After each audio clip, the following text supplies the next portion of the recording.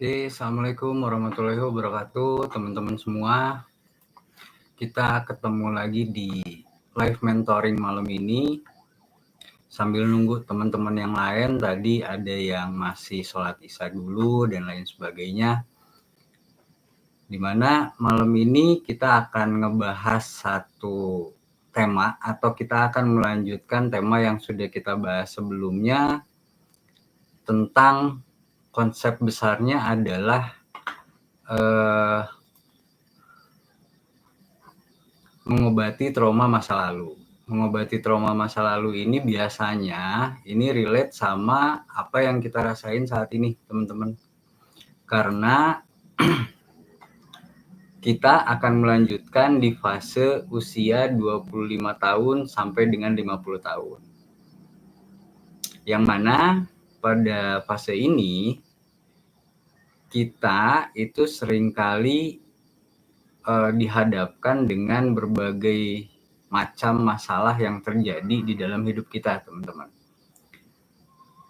Jadi di usia 25 sampai dengan 50 tahun ini, teman-teman, kita seringkali atau hal ini seringkali menjadi sebuah periode di dalam hidup kita yang selalu dipenuhi dengan pergulatan emosional di dalam diri kita.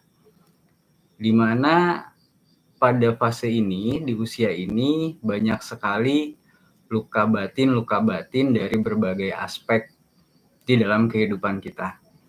Contohnya misalnya dari masa lalu kita, dari kehidupan yang pernah kita jalanin sebelumnya mungkin gitu ya, dari hal-hal yang hadir di dalam hidup kita dan hal itu tidak menyenangkan untuk kita gitu, yang sehingga semua hal itu, semua luka itu masih terbawa di dalam hidup kita sampai dengan saat ini. Itu yang akan kita bahas malam hari ini, teman-teman. Sambil nunggu teman-teman yang lain. Jadi di fase usia ini, usia kita sekarang ini, kita ini kan dibentuk dari atau kita ini adalah hasil dari apa yang sudah kita lalui, teman-teman, di dalam hidup kita gitu ya. Yang mungkin sampai dengan hari ini nih, sampai dengan saat ini, di penghujung tahun 2024 ini, mau nggak mau, suka nggak suka, tanpa kita sadari, seringkali kita menjadi seseorang atau kita menjadi sesuatu yang ada di dalam diri kita yang sebetulnya kita tidak inginkan gitu, teman-teman. Oke, mudah-mudahan bahasan ini bisa saya percepat, bisa saya persingkat karena banyak sekali yang akan kita bahas malam ini, teman-teman. Jadi teman-teman, di dalam penyembuhan luka batin ini, di usia kita saat ini, rentang antara 25 sampai 50 tahun gitu ya, di fase dewasa akhir, di mana dalam rentang waktu ini, banyak dari kita yang mulai merenungkan hal-hal di dalam hidup kita, teman-teman. Kayak misalkan pencapaian yang kita raih selama kita hidup, kita mulai merasakan banyak sekali dampak dari trauma-trauma kita di masa lalu gitu ya. Dan kita menghadapi juga berbagai ekspektasi, baik itu dari diri kita sendiri maupun dari lingkungan tempat tinggal kita gitu, atau lingkungan sekitar kita. Yang mana periode ini bukan hanya sekedar masa transisi bagi kita atau masa peralihan dari kita mulai dewasa awal nih gitu ya, kita sok-sok mencari jati diri gitu, sampai akhirnya kita banyak sekali menemukan poin-poin di dalam hidup ini yang pada akhirnya kita bisa menyadari intinya tuh apa gitu. Dan ujung-ujungnya kita bisa menentukan arah hidup kita akan kemana, dan arah hidup itu menjadi sesuatu yang lebih bermakna pada saat kita bisa menemukan kebenaran-kebenaran yang ada di dalam diri kita di fase dewasa akhir ini, teman-teman. Jadi teman-teman, baik itu secara ilmiah maupun secara psikologi, perkembangan di fase usia ini, di fase usia 25 tahun sampai dengan 50 tahun ini, itu sangat penting di dalam hidup kita. Kenapa? Karena di fase ini tuh dimana kita itu sering sekali atau hampir selalu dihadapkan pada tantangan-tantangan untuk menemukan sebuah makna gitu di dalam hidup kita. Dan kita ini selalu dituntut untuk harus bisa berkontribusi yang lebih besar di dalam sebuah kehidupan yang kita jalani, teman-teman. Kontribusi ini kan kalau di fase ini kita udah mulai punya anak, kita berkontribusi dengan keluarga kita berkontribusi dengan lingkungan kita berkontribusi dengan orang tua kita gitu di fase-fase ini gitu. Yang mana teman-teman, ketika sebuah harapan di dalam diri kita, sebuah harapan di dalam diri kita yang tidak bisa kita capai, teman-teman, hal itu sering sekali membuat kita menjadi merasa terjebak atau kita menjadi stagnan gitu di dalam hidup kita, atau bahkan kita menjadi kehilangan arah, teman-teman, gitu. Karena harapan-harapan di dalam diri kita sendiri yang kita rasa kita tidak bisa memenuhi semua itu gitu. Ditambah dengan kita nih membawa trauma-trauma masa lalu yang selama ini mungkin gitu ya, selama ini trauma ini tuh selalu terkubur di dalam diri kita gitu. Yang ternyata hal ini tuh bisa kembali muncul kapan aja, di mana aja gitu di fase kita di usia dewasa akhir ini, dengan intensitas yang sama sekali nggak bisa kita duga, teman-teman, gitu. Bisa kita tiba-tiba ke-trigger sama sesuatu yang itu adalah trauma atau luka yang kita bawa dari masa lalu dan lain sebagainya gitu ya. Yang semua ini seringkali, teman-teman, menjadi atau diperburuk oleh kondisi dan perubahan biologis yang ada di dalam diri kita, teman-teman. Kayak misalkan fluktuasi atau perubahan hormonal yang kita rasain di dalam diri kita gitu, yang mana hal ini mempengaruhi kesehatan mental dan emosional kita gitu di fase-fase ini gitu. Dan nggak hanya sampai situ, teman-teman.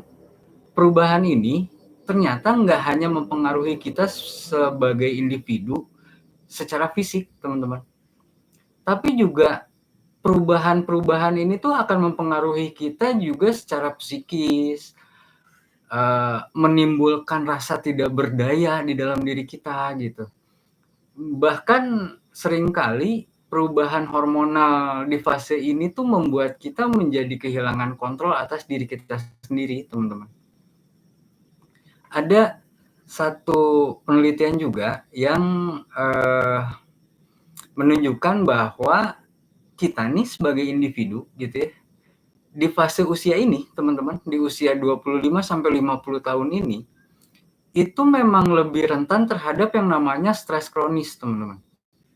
Yang jika tidak ditangani dengan benar, hal ini dapat memicu berbagai masalah kesehatan yang akan timbul gitu. Termasuk kayak penyakit-penyakit yang kita rasain di usia-usia kita di 25 sampai dengan 50 tahun ini. Contohnya hal kecil misalkan kayak kita mulai ngerasa insomnia atau susah tidur atau gangguan tidur gitu ya. Ada yang kena penyakit jantung, ada yang stroke, ada yang dan lain sebagainya gitu.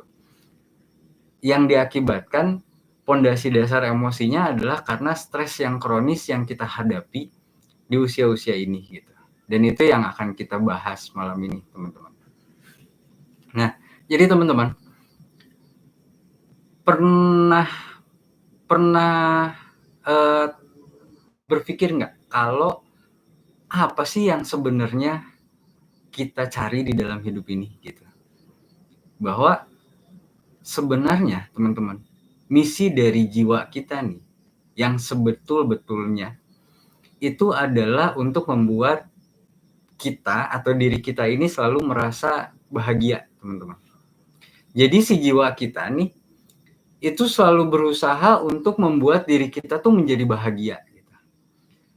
Maka dari itu, segala sesuatu yang diterima oleh si visi kita itu akan diolah menjadi sebuah masalah sama diri kita gitu ya, sama si jiwa kita, dan itu akan dikirim lagi menjadi sebuah sinyal ke pikiran kita, di mana tujuannya kenapa ini bisa menjadi waspada, kenapa ini dianggapnya sebagai sebuah bahaya, karena jiwa kita ini mengirimkan sinyal supaya diri kita ini waspada gitu loh teman-teman. Akhirnya dari waspada ini kita di-trigger, otak kita di-trigger untuk menjadi stres. Stres inilah yang berfungsi untuk membuat kita selalu ada di dalam kondisi yang awas atau waspada gitu teman-teman. Nah, stres yang berlebihan inilah yang akhirnya menjadi overthinking karena kita terlalu banyak berimajinasi gitu terhadap hal-hal yang mengerikan, yang sinyal-sinyal yang kita dapat gitu ya. Yang mana tujuannya tadi sebetulnya misi sebenarnya jiwa kita itu adalah untuk membuat diri kita bahagia. Tidak ada hal lain selain hal itu, teman-teman. Gitu. Bahkan dari perspektif budaya, teman-teman, yang namanya ekspektasi sosial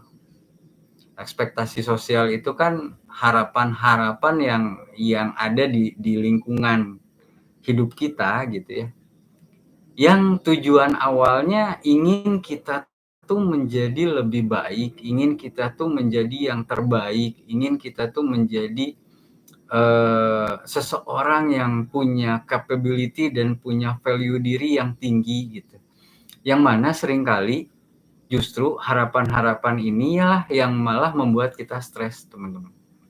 Karena ternyata ekspektasi sosial ini itu sangat berperan penting dalam memainkan sebuah peran yang besar di dalam membentuk luka batin kita, teman-teman. Terutama di fase atau di usia ini gitu. Harapan-harapan orang lain sesimpel apapun itu terhadap diri kita yang pada akhirnya hal itulah yang akan menyebab kita untuk kita merasa kita harus menjadi sesuatu gitu. Dimana pada saat kita tidak bisa memenuhi semua harapan itu, diri kita itu merasa bahwa kita ini adalah seorang yang gagal gitu. Baik harapan itu dari figur otoritas gitu ya, figur otoritas itu mau dari orang tua, mau dari guru, mau dari seseorang yang kita anggap benar gitu ya, kita anggap penting gitu, kita anggap dia nggak mungkin salah gitu, dan lain sebagainya gitu. Pada saat ada sebuah ekspektasi sosial yang ditanamkan atau yang ditunjuk ke dalam diri kita di usia ini gitu ya, orang berharap bahwa kita ini harus bisa menjadi bijak di usia ini gitu. Kita ini adalah seorang ayah yang kuat, kita ini adalah seorang ibu yang tangguh, kita ini adalah seorang istri yang harus paham semua keinginan suami gitu ya. Kita ini adalah seorang suami yang harus bisa membahagiakan istrinya. Nah, semua ekspektasi sosial itulah yang pada akhirnya jika kita terlalu melekat dengan hal itu, akhirnya inilah yang akan menjadi beban teman-teman di dalam hidup kita gitu. Yang mana kita mungkin jadi merasa tertinggal dibandingin yang lain gitu ya. Kita ngelihat teman-teman kita gitu, baik di dalam sisi karir mungkin, di dalam sisi keuangan, atau kehidupan berkeluarga gitu. Kita ngelihat keluarga orang lain kok lebih indah ya dibandingin keluarga saya gitu. suami orang kok lebih perhatian ya gitu dibandingin suami saya, dan lain sebagainya gitu. Anak-anak orang kok bisa soleh ya, bisa nurut, bisa begini-begini gitu dibandingin anak saya gitu. Akhirnya semua itu, hal-hal tersebutlah yang menjadikan kita selalu menyalahkan diri kita, teman-teman, gitu. Bahkan di dalam beberapa budaya, teman-teman, tanggung jawab yang namanya tanggung jawab terhadap keluarga besar atau tanggung jawab terhadap masyarakat gitu ya, ini seringkali menjadi sebuah beban tambahan di dalam kehidupan yang kita jalanin gitu. Apa ya, menciptakan konflik antara keinginan pribadi gitu ya, di dalam diri kita nih, sama kewajiban sosial gitu, teman-teman, gitu. Kita punya satu keinginan pribadi, tapi kita punya seolah-olah kita terjebak di dalam sebuah kewajiban sosial yang kita tuh harus selalu berperan menjadi ayah yang baik. Kita harus selalu berperan menjadi seorang laki-laki yang tangguh gitu. Kita harus selalu berperan menjadi seorang ibu yang luar biasa gitu. Itulah yang apa namanya, yang menjadikan diri kita apa ya, penderitaan yang sebenarnya ekspektasi itu kita bikin sendiri, teman-teman, gitu. Banyak sekali perubahan teman-teman yang sering terjadi antara keinginan pribadi kita dengan tanggung jawab atau yang kita sebut dengan kewajiban sosial gitu. Kayak misalkan anak-anak yang mulai dewasa gitu ya, dan si anak ini dia mulai membutuhkan sebuah ruang untuk dirinya berkreativitas, berkarya, berkreasi gitu. Yang itu semua seringkali kita nih sebagai orang tua tuh membatasi itu gitu, teman-teman.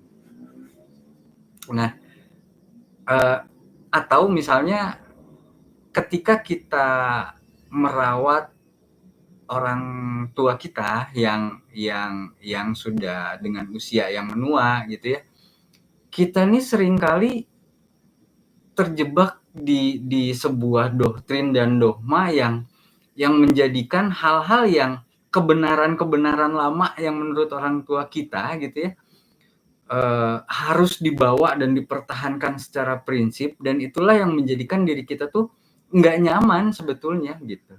Yang pada akhirnya kita selalu terjebak-jebak dengan bungkus diri ini gitu, teman-teman, gitu. Ini yang saya sebut dengan kewajiban sosial kita yang ada di dalam kehidupan kita, teman-teman. Yang hal ini yang sedikit banyak juga berperan penting atau sering kita sebut atau sering menjadi sesuatu hal yang sering kita sebut dengan luka masa lalu, trauma masa lalu gitu, dari orang tua kita, dari kejadian-kejadian kita yang tidak mengenakan gitu ya. Nah, teman-teman, perubahan peran di fase ini itu seringkali membawa perasaan-perasaan seperti halnya kita itu kayak yang kehilangan identitas gitu. Terutama bagi yang kita gitu ya, yang merasa perannya selama ini tuh sangat terkait dengan pola pengasuhan atau sebuah kompleksibilitas lingkungan sosial gitu, teman-teman. Maksudnya gini, kita nih di fase ini mulai ngerasa atau mulai menyadari bahwa banyak sekali perubahan di dalam diri kita. Yang mana perubahan itu menyebabkan kita merasa menjadi kehilangan identitas di dalam ruang lingkup sosial kita gitu. Yang hal itu terjadi, kita selalu menyalahkan pola-pola pengasuhan kita di masa lalu gitu, teman-teman. Atau pola-pola kita atau kebiasaan kita di dalam ruang lingkup yang kompleks, kayak misalnya pekerjaan gitu ya. Ada orang yang dia udah bekerja misalkan 20 tahun dia bekerja dengan satu lingkungan pekerjaan yang tertentu gitu ya. Yang akhirnya hal itu membentuk dirinya menjadi seolah-olah hal yang benar itu adalah segala sesuatu yang setiap hari atau yang terbiasa dia lakukan gitu teman-teman. Yang mana budaya juga teman-teman, ini seringkali membentuk pandangan kita tentang arti yang namanya sebuah kesuksesan atau kebahagiaan gitu. Di dalam masyarakat saat ini yang sangat-sangat kompetitif, kita itu seringkali diajarkan untuk mengejar sebuah pencapaian material atau material gitu ya.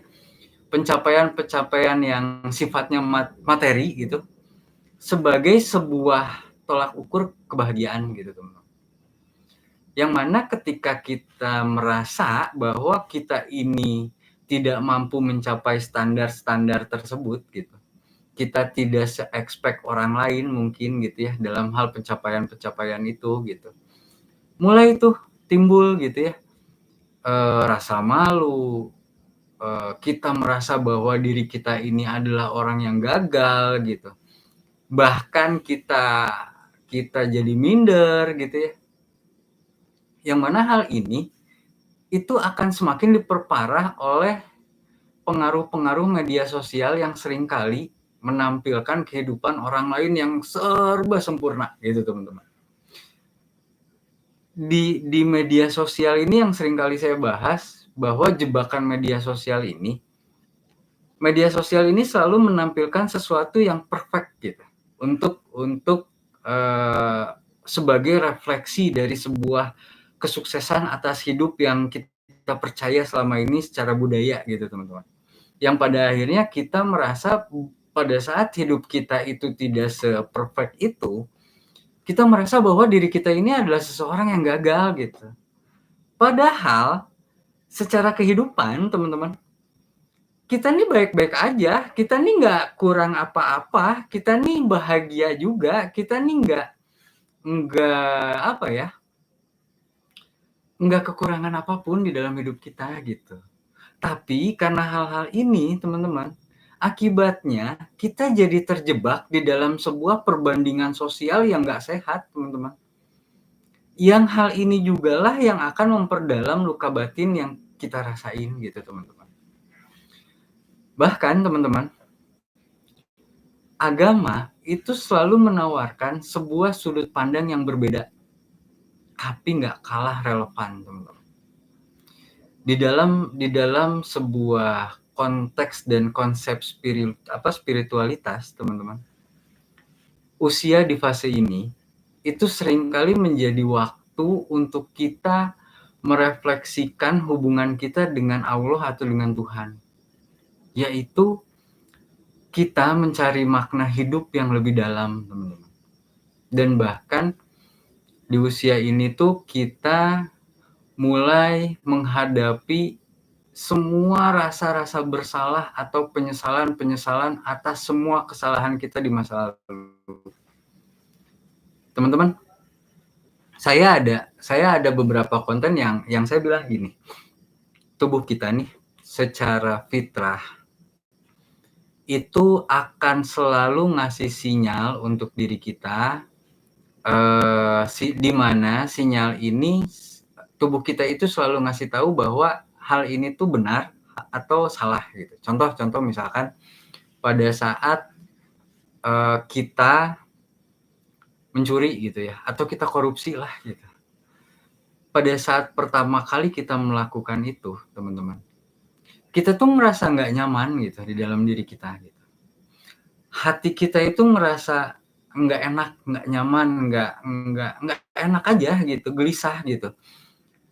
Pada saat pertama kali kita melakukan sebuah hal yang itu tidak benar menurut dari perspektif agama, budaya dan lain sebagainya. Tapi tanpa itu semua, sebetulnya secara fitrah tubuh kita tuh udah dikasih sinyal-sinyal, atau tubuh kita itu selalu ngasih tanda-tanda atau sinyal-sinyal pada saat segala sesuatu yang kita lakukan itu salah gitu. Tapi karena pertama nih kita ngerasa nggak nyaman, tapi tetap kita lakuin gitu teman-teman. pada akhirnya dari hal itu kita mulai, nggak apa-apa nih ternyata kita korupsi gitu ya 100 juta, nggak ketahuan gitu. Ah, cobain lagi deh, sekarang 200 juta gitu. Di yang kedua, rasa nggak nyaman itu tuh masih ada gitu. Rasa nggak nyaman itu masih ada, tapi kita terus lawan gitu ya, kita tutupin rasa nggak nyaman itu gitu. Ternyata nggak ketahuan lagi nih gitu. Akhirnya kita lakuin lagi nih korupsi yang ketiga gitu, yang nilainya lebih gede gitu, 500 juta gitu. Mungkin teman-teman, pada saat kita melakukan sesuatu hal yang salah, yang itu bisa jadi kita melakukannya yang ketiga, keempat, atau kelima, lama-lama tubuh kita ini akan mulai terbiasa dengan rasa nggak nyaman itu gitu teman-teman. Jadi sebenarnya kita sendirilah yang membuat rasa nggak nyaman itu terabaikan gitu.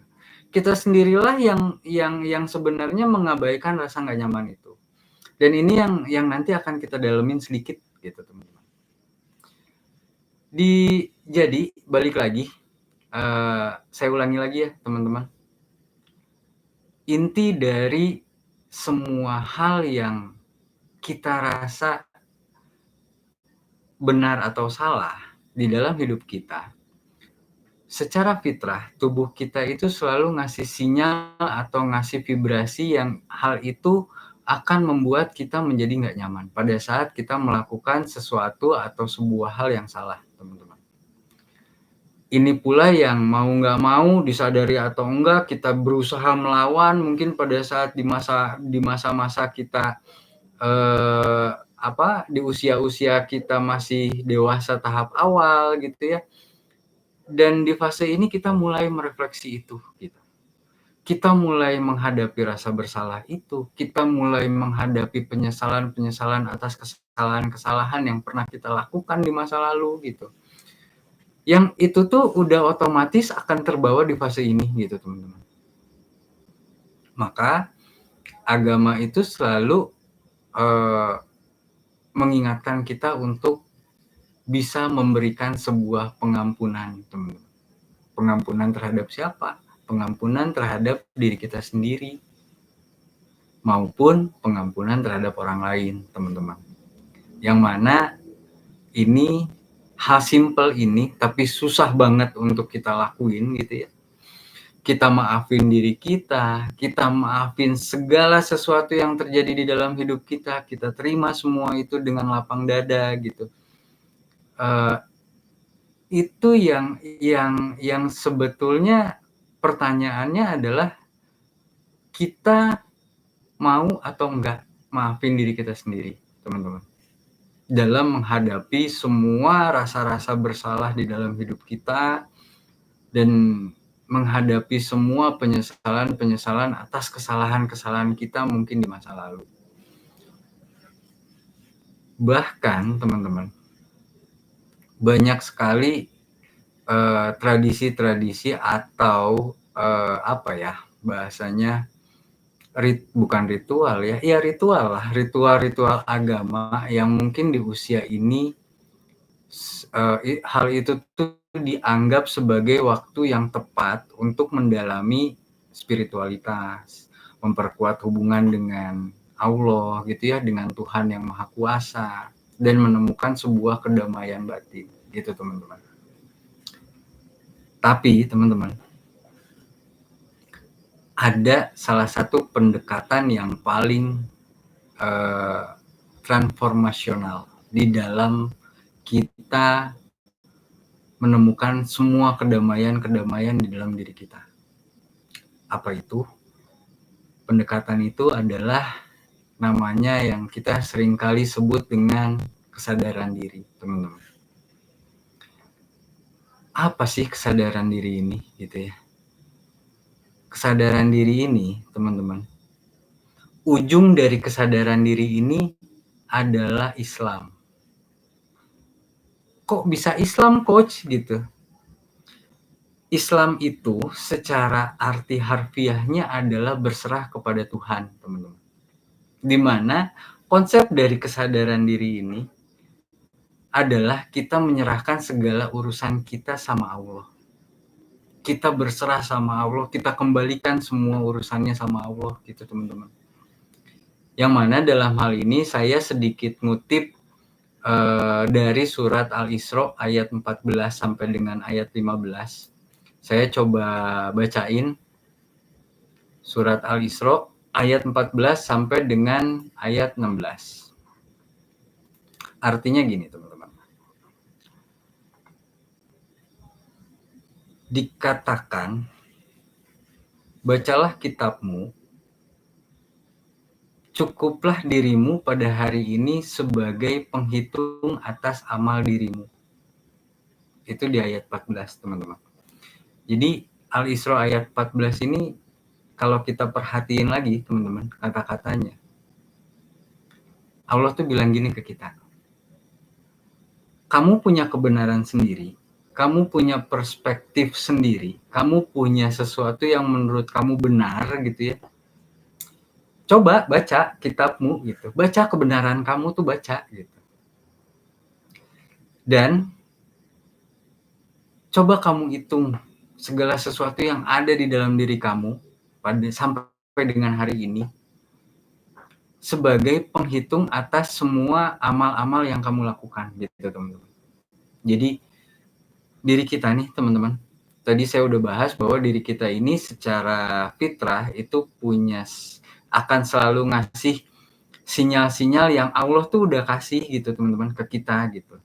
Sinyal-sinyal di mana kita ini selalu merasa tidak nyaman pada saat kita melakukan sebuah kesalahan atau sebuah dosa gitu. Yang mana pada saat ini gitu ya, Allah tuh nyuruh kita di surat Al-Isra ini gitu. Kalau kita paham sinyal itu dan sebetulnya kita tuh paham sinyal itu, kita tuh ngerasain sinyal itu gitu. Cuman karena seringkali kita abaikan gitu. Coba hitung gitu dari semua hal yang kamu rasain ini, dari semua kitab-kitab yang kita anggap kebenaran di dalam hidup kita gitu ya. Coba hitung, jadikanlah kitab di dalam diri kita ini sebagai penghitung atas amalan kita sendiri gitu teman-teman. Kebenaran yang menurut kamu ini, jadikanlah itu sebagai penghitung amalan untuk diri kamu sendiri gitu. Sebelum kamu menilai atau menjudge sesuatu di luar diri kamu gitu teman-teman.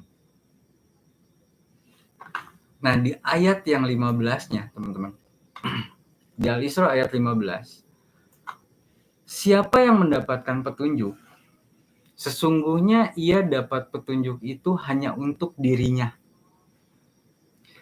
Siapa yang tersesat, sesungguhnya akibat dari kesesatannya itu hanya akan menimpa dirinya, teman-teman. Seorang yang berdosa itu tidak akan memikul dosa orang lain. Bahkan kami tidak akan menyiksa seseorang hingga kami mengutus seorang rasul. Saya ulangi ya teman-teman, di surat Al-Isra ayat 15. Siapa yang mendapat petunjuk, artinya Allah ini ngasih petunjuk kepada siapapun yang Allah kehendaki gitu. Entah siapapun orang itu, entah dari latar belakang mana orang itu, entah dia entah dia miskin atau kaya, entah dia berilmu atau tidak, entah dia paham agama atau tidak gitu ya. Tapi Allah itu memberi petunjuk kepada siapapun yang dia kehendaki, teman-teman. Itu yang dibahas di surat Al-Isra ayat 15. Siapa yang mendapatkan petunjuk? Sesungguhnya ia mendapat petunjuk itu hanya untuk dirinya. Jadi teman-teman, petunjuk yang Allah kasih nih untuk kita gitu ya, itu tuh untuk diri kita pribadi gitu. Jadi nggak layak untuk kita ini menilai orang lain berdasarkan dalil, berdasarkan ayat, berdasarkan kebenaran-kebenaran perspektif doktrin dan dogma yang kita anggap selama ini hal itu benar.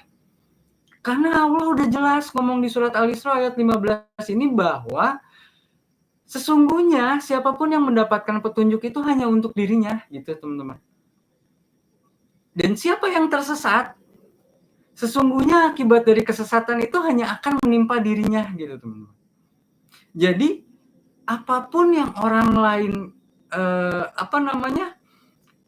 orang lain menurut orang lain benar nih di dalam hidupnya gitu ya.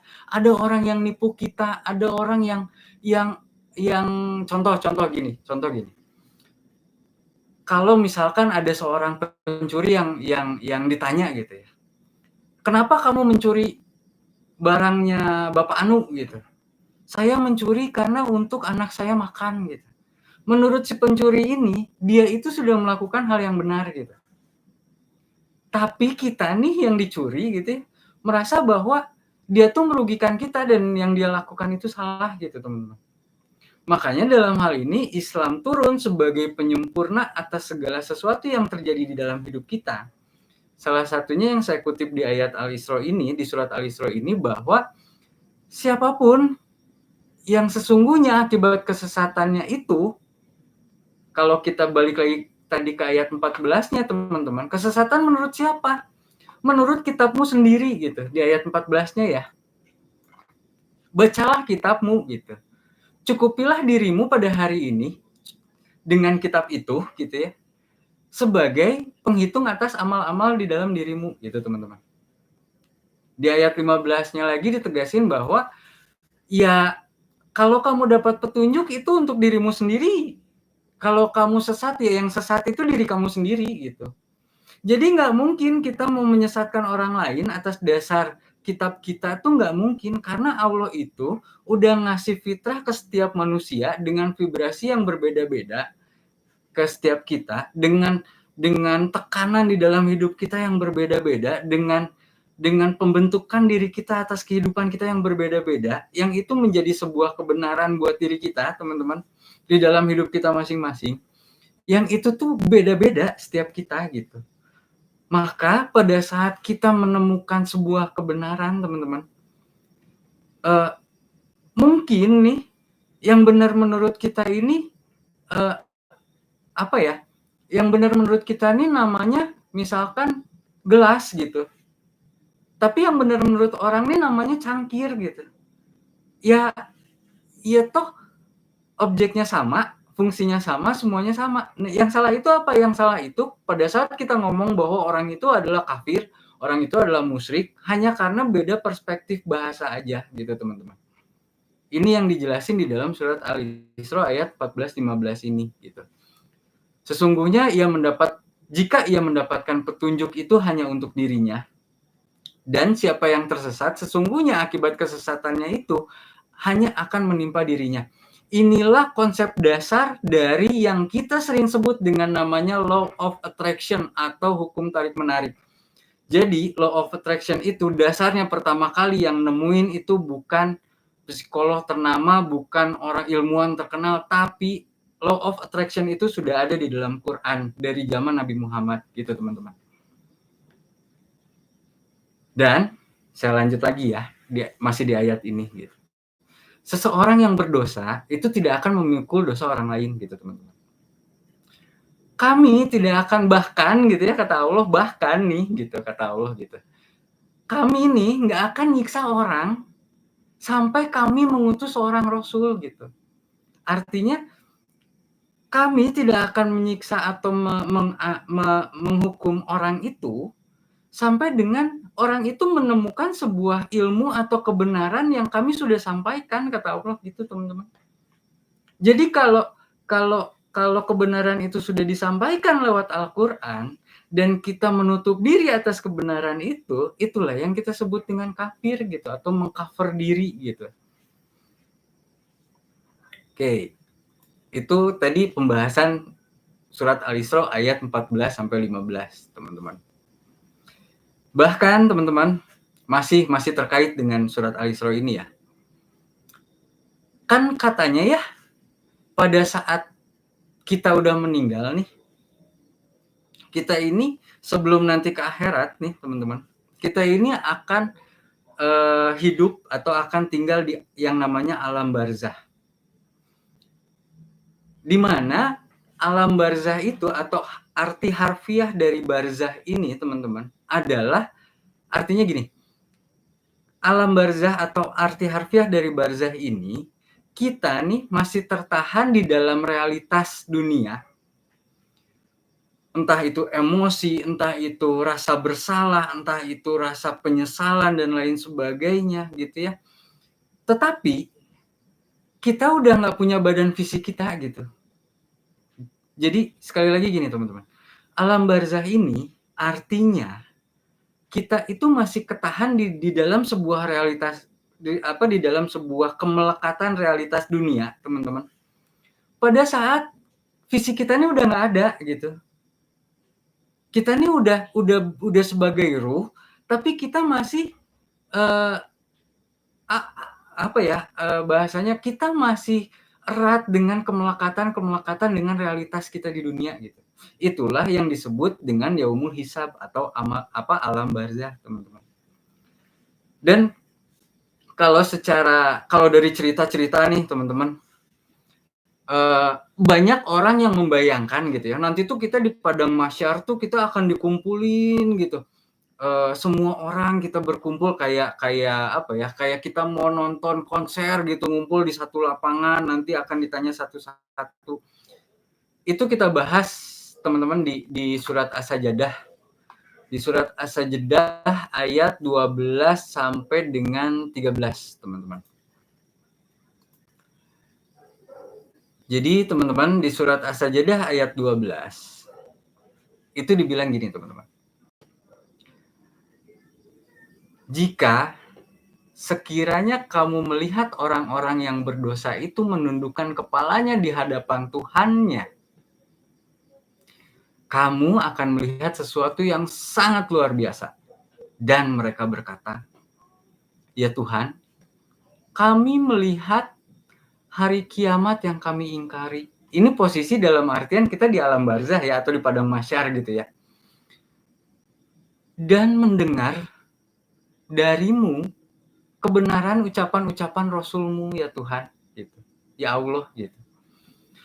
Maka kembalikanlah kami ke dunia, gitu. Niscaya kami akan beramal soleh, ya Allah, gitu loh. Sesungguhnya kami sekarang adalah orang-orang yang yakin akan adanya tanda-tanda atau yang yakin akan adanya hari kiamat. Itu di surat As-Sajdah ayat 12, teman-teman. Ini yang kita membahas konsep terhadap alam barzah ini. Maksud saya gini, kenapa kok coach kita jadi lari ke alam barzah? Teman-teman, kemelekatan dunia itu bukan hanya akan menyiksa kita pada saat kita masih di dunia gitu. Bahkan Quran bilang sampai dengan kita di alam barzah, yang tadi disebutin bahwa secara harfiah arti kata dari barzah itu adalah kita masih ketahan di sebuah realitas dunia pada saat badan fisik kita tuh udah nggak ada gitu. Qurannya apa, Mas? Dalilnya apa? Kalau kita ngacu ke surat As-Sajdah ayat 12, itu yang dibilang gini, teman-teman. Di dalam surat ini, perspektifnya adalah Allah ini, teman-teman coba bayangin gini. Allah ini nyuruh kita seolah-olah duduk gitu ya, di sampingnya gitu. Nih Allah nih nyuruh, kamu sini deh, duduk di samping aku gitu. Kata Allah tuh gitu. Coba kamu lihat, gitu loh teman-teman. Karena bahasanya gini, jika sekiranya kamu melihat orang-orang, berarti kan kita nih lagi ngelihat orang-orang gitu, seolah-olah gitu ya. Bukan, Allah tuh nunjukin ke kita bahwa lihat deh orang-orang itu gitu. Orang-orang yang menundukkan kepalanya di hadapan aku, Tuhannya, gitu kata Allah tuh gitu. Maka kamu akan sangat melihat sesuatu yang sangat luar biasa. Dan mereka berkata gitu, teman-teman. Di mana di dalam ayat ini, teman-teman, masih di ayat 12 ini, orang-orang di alam barzah, yaitu orang-orang yang masih membawa kemelekatan dunia, realistik dunia ini nih, sampai dia ada di alam barzah.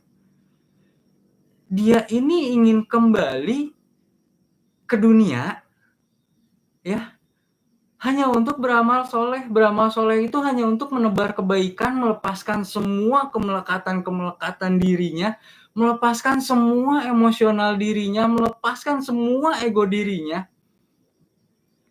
Karena di sisi itulah mereka baru yakin, baru percaya bahwa semua yang dikatakan di dalam Quran, semua yang disampaikan oleh Rasulullah gitu, itu adalah hal yang benar gitu. Maka jangan sampai, nauzubillahi min zalik, jangan sampai kita termasuk ke dalam golongan yang ini, teman-teman. Jangan sampai kita ada di barisan golongan orang-orang yang mengatakan ini gitu. Pada saat nanti kita di alam barzah gitu, teman-teman. Saya lanjut ke As-Sajdah ayat 13. Seandainya kami menghendaki, ini kata Allah lagi nih, teman-teman, gitu. Balik lagi nih, sama ternyata perspektifnya sama dengan tadi kita bahas surat Al-Isra ayat 14-15. Di As-Sajdah ayat 13, ayat 13, teman-teman. Allah bilang gini, seandainya kami menghendaki, niscaya kami akan menganugerahkan kepada setiap jiwa petunjuk baginya. Tapi telah berlaku ketetapan dariku bahwa sungguh aku pasti akan memenuhi neraka jahanam dengan jin dan manusia bersama-sama. Teman-teman, tadi di awal saya udah bahas bahwa kita nih di dalam diri kita selalu ada vibrasi rasa pada saat kita akan melakukan dosa, itu selalu ada rasa nggak nyaman gitu, yang itu tuh udah dikasih sama Allah gitu. Cahaya itu tuh udah dikasih sama Allah gitu. Dan itulah yang Allah kehendaki. Orang-orang yang paham itu, orang-orang yang membenarkan rasa-rasa itu, sehingga akhirnya dia tidak melakukan hal-hal yang dosa, hal-hal yang salah, teman-teman. Itulah yang Allah bilang, semua yang Allah kehendaki. Karena Allah tuh udah ngasih tahu, gitu loh, teman-teman. Karena Allah udah ngasih sinyal itu ke kita. Bahkan dari mulai saat kita kecil, sampai dengan kita sedewasa ini, teman-teman. Allah tuh selalu ngasih sinyal ke kita, selalu berdialog sama kita, jangan kayak gitu, itu salah, jangan kayak gini. Bahasa rasanya Allah itu yang selalu kita anggap, biarinlah, nggak apa-apalah, gitu loh. Akhirnya, kita menjadi orang yang tersesat dengan kebenaran-kebenaran, dengan kitab kita sendiri yang tadi kita bahas di surat Al-Isra, teman-teman. Gitu. Ini yang saya tambah lagi, teman-teman. Kalau kita bahas tadi, kita di As-Sajdah, kita loncat ke surat Fatir ayat 38. Bahasanya gini, teman-teman. Mereka berteriak di dalam neraka itu. Ya Tuhan kami, keluarkanlah kami dari neraka. Niscaya kami akan mengerjakan kebajikan, bukan seperti perbuatan yang pernah kami kerjakan dulu. Teman-teman, ini adalah sebuah konsep yang bersambung dari tadi kita masalah kemelekatan. Akhirnya kita, bahkan kemelekatan itu bukan hanya akan menyiksa kita di dunia, ini juga yang akan membawa kita bawa ke barzah atau ke alam barzah, ke yaumul mahsyar gitu ya, sampai pada saat akhirnya kita nanti di akhirat. Ini surat Fatir ayat 38 ini konteksnya kita udah di akhirat lah, anggap gitu ya. Ya Allah, keluarkanlah kami dari neraka. Niscaya kami akan mengerjakan kebajikan, bukan seperti perbuatan yang pernah kami kerjakan dulu. Yang Allah tuh bilang ke mereka, bukankah kami telah memanjangkan umurmu dalam waktu atau masa yang cukup? Perhatiin bahasanya, teman-teman. Bukankah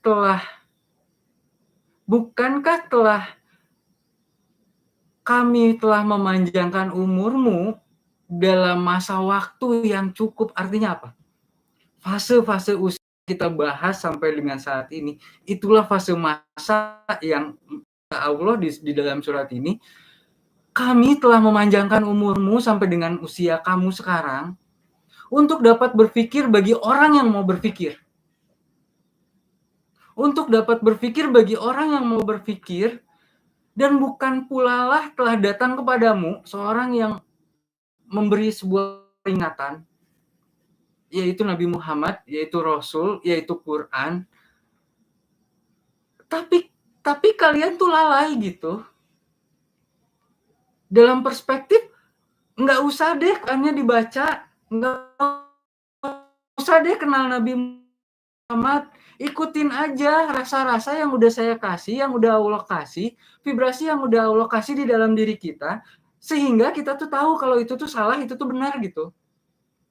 Terus kalau kita udah ada di titik ini, teman-teman, kita mau ngomong apa lagi sama Allah?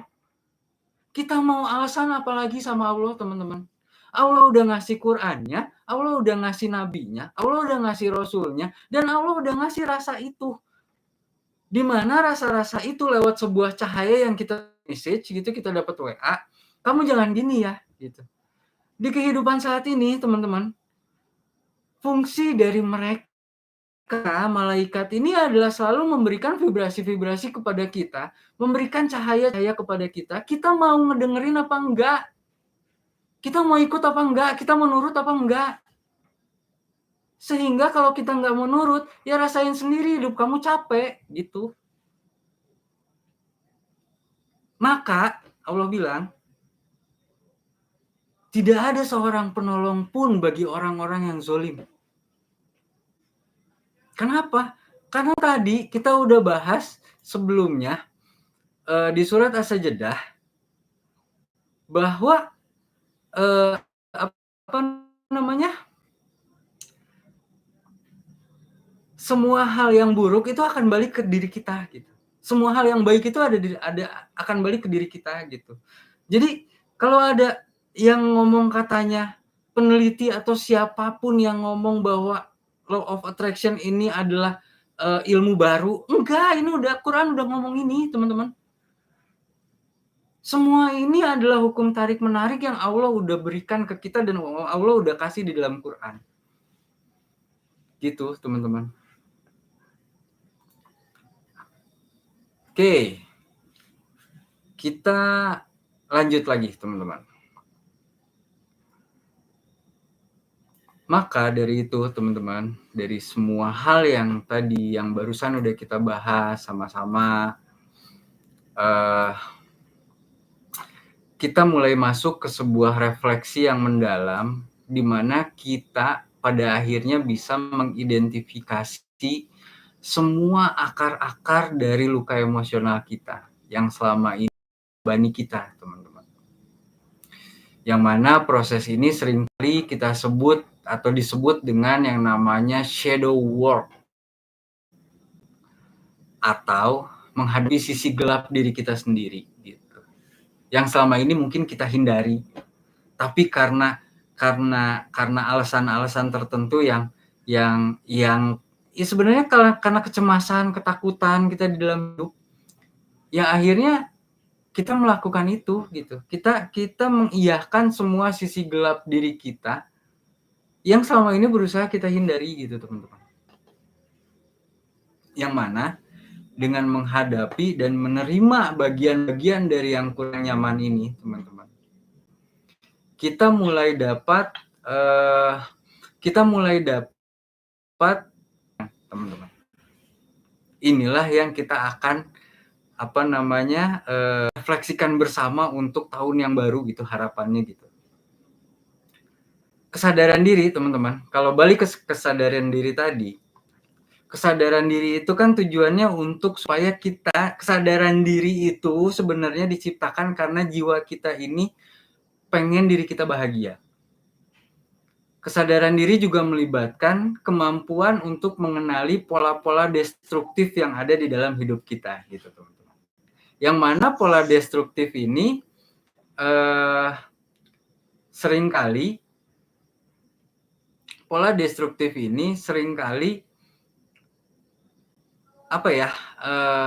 menjadi sebuah hal yang yang nggak nyaman, mau itu di dalam hubungan, kebiasaan, maupun cara kita, jangankan mandang orang lain deh gitu teman-teman. Kita nih menganggap diri kita ini nggak hebat aja itu nggak nyaman gitu. Kita nggak menghargai diri kita aja itu adalah sebuah hal yang nggak nyaman gitu. Dan itu tuh fitrah yang udah Allah kasih ke kita gitu. Nah, banyak banget contoh-contoh cerita yang menggambarkan bagaimana luka batin ini nggak hanya menjadi sumber penderitaan, tetapi juga menjadi sebuah peluang untuk kita bertransformasi menjadi lebih baik, teman-teman. Misal ada seorang profesional gitu ya, yang dia merasa terjebak gitu di dalam pekerjaannya yang dia nggak puas terhadap semua pencapaiannya. Yang pada akhirnya dia memutuskan untuk mengejar karir yang lain yang lebih selaras dengan nilai-nilai pribadinya. Gitu. Yang hal ini ternyata membuat dia bahagia gitu, teman-teman. Karena tadi kita selalu terjebak dengan doktrin dan dogma bahwa esensi sukses itu bukan bahagianya diri kamu, tapi nilai-nilai seberapa banyak nilai-nilai materialistik yang bisa kamu raih di dalam dunia ini gitu. Itulah sukses yang sebenarnya menurut pandangan-pandangan doktrin dan dogma yang ada di dalam kehidupan kita saat ini gitu. Sehingga misalkan ada contoh ada ibu rumah tangga yang merasa kehilangan identitasnya, teman-teman, sebagai seorang wanita gitu. Pada saat dia merasa bahwa ibu rumah tangga ini adalah sebuah pekerjaan yang menjenuhkan atau sebuah pekerjaan yang membosankan gitu. Tapi ternyata setelah dia menerima semua hal itu, dia menerima jati dirinya sebagai seorang perempuan, selayaknya seorang wanita, seorang istri, seorang ibu, dan dia bisa mendapatkan bakat-bakat atau apa ya, keahlian-keahlian lain di luar perannya sebagai ibu. Yang pada akhirnya semua itu bukan lagi menjadi beban, tapi menjadi sebuah kebahagiaan dan kenikmatan di dalam hidupnya yang dia jalani gitu, teman-teman. Dan ada satu hal yang ini bahaya banget, teman-teman, yaitu kehilangan dan keraguan diri kita terhadap iman diri kita sendiri. Itu yang seringkali kita nggak sadar, kita lengah, kita nggak paham bahwa terjebak dengan semua kemelekatan realistiknya dunia yang udah saya bahas tadi gitu, saya jelasin tadi. Itulah yang menjadikan kita jangankan di dunia, bahkan sampai di akhirat pun itu akan terbawa pertanggungjawabannya, teman-teman. Dan itu bukan soal kita berkomunitas atau berkoloni atau menurut kebenaran menurut orang-orang itu seperti ini, maka saya akan mengikuti kebenaran yang ada gitu. Nah, karena gini teman-teman, banyak dan keras dalam sama Allah, sama Tuhannya di fase-fase usia akhir ini gitu. Karena evaluasi diri di tahap dewasa akhir ini, teman-teman, itu sifatnya personal. Itu sifatnya masing-masing gitu. Secara nggak sadar, kita itu akan merefleksikan diri kita ini di usia kita sekarang nih, teman-teman, bukan lagi berdasarkan kebenaran menurut lingkungan sosial yang kita jalani gitu, teman-teman. Tapi mulai dari yang benar untuk hidup kita gitu. Hal yang benar untuk hidup kita gitu. Nah, saya bahas lagi ada di balik ke surat Al-Fatir, teman-teman. Surat Fatir ayat ke-94. Surat Fatir ayat 94. Sebentar.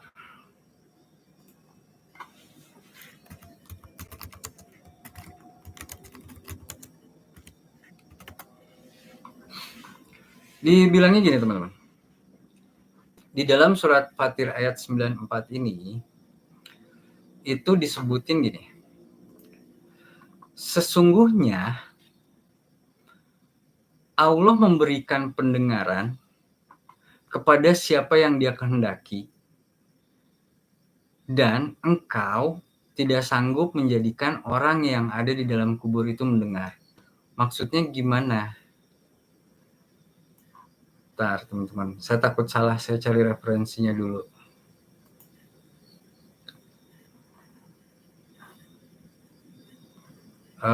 Oke.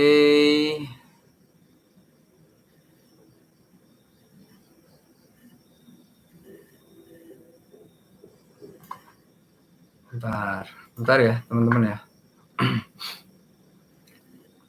Atau kita buka dulu surat Maryam ayat 95, teman-teman.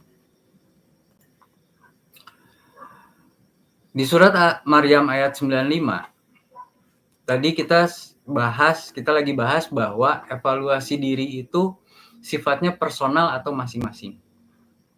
Nah, hal ini dijelasin atau dipertegas bahwa di surat Maryam itu kita dibilang bahwa semuanya akan datang kepada Allah pada hari kiamat itu sendiri-sendiri gitu, teman-teman.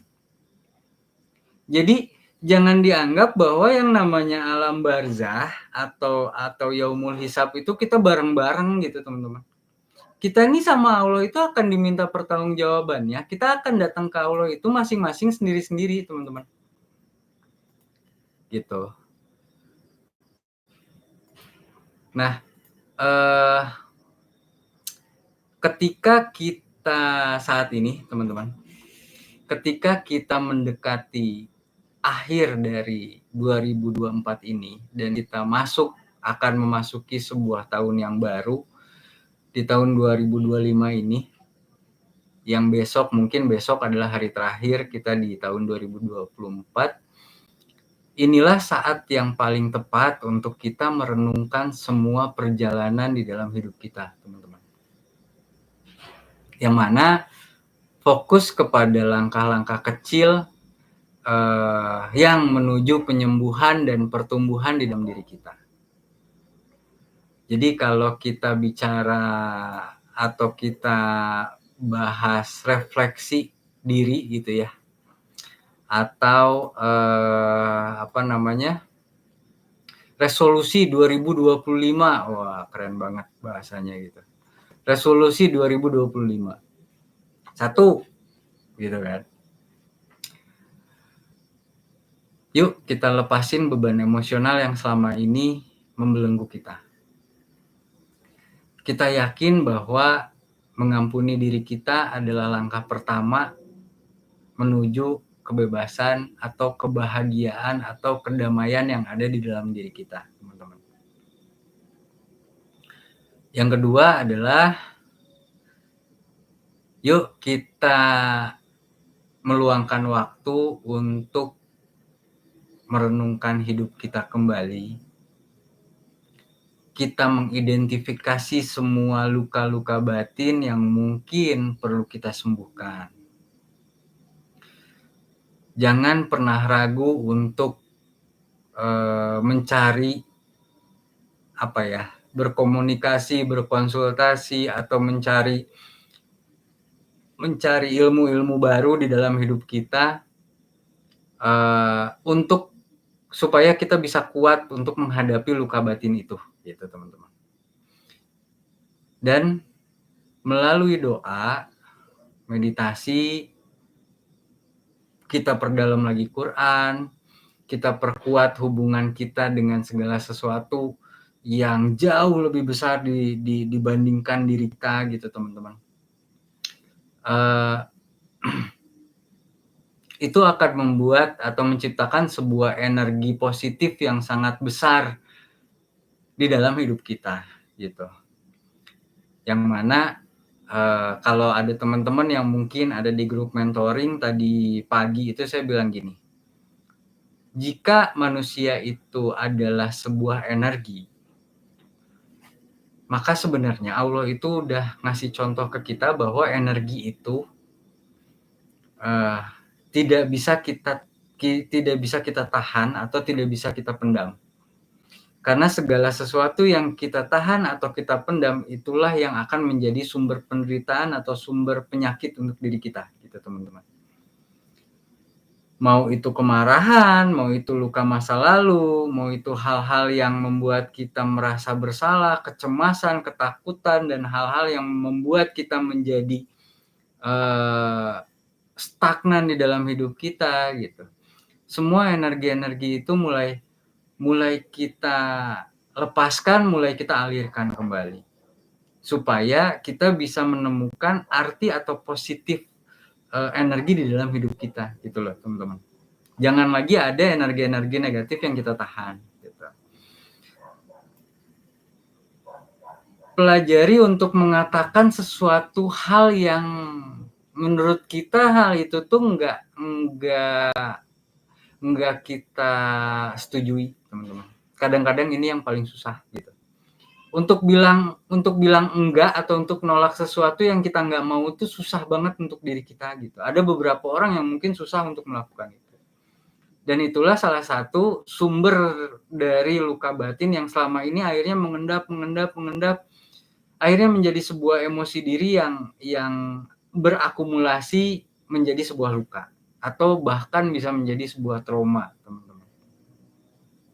Nah, jika teman-teman ada sebuah impian yang selama ini kita abaikan, teman-teman, yuk kita mulai menata kembali hidup kita untuk perlahan-lahan nih kita mulai meraih semua hal yang kita inginkan di dalam hidup kita di usia kita saat ini, gitu. Kita pengen bahagia, kita pengen kemarin kita udah cukup lah nyari eksistensi diri, kita udah cukup lah untuk selalu terjebak ke dalam sebuah kebenaran sosial, gitu. Nah, di fase ini tuh kita mulai menjadi diri kita, gitu teman-teman. Kita mulai menemukan jati diri kita yang sebenarnya dan yang seutuhnya, gitu. Selanjutnya, fokus pada hubungan yang mendukung pertumbuhan kita dan lepasin semua hubungan-hubungan yang tidak baik untuk diri kita. Fokus terhadap segala sesuatu yang hal itu menjadi positif untuk diri kita, dan kita lepasin semua hal yang sifatnya akan menjadi energi negatif di dalam diri kita, teman-teman.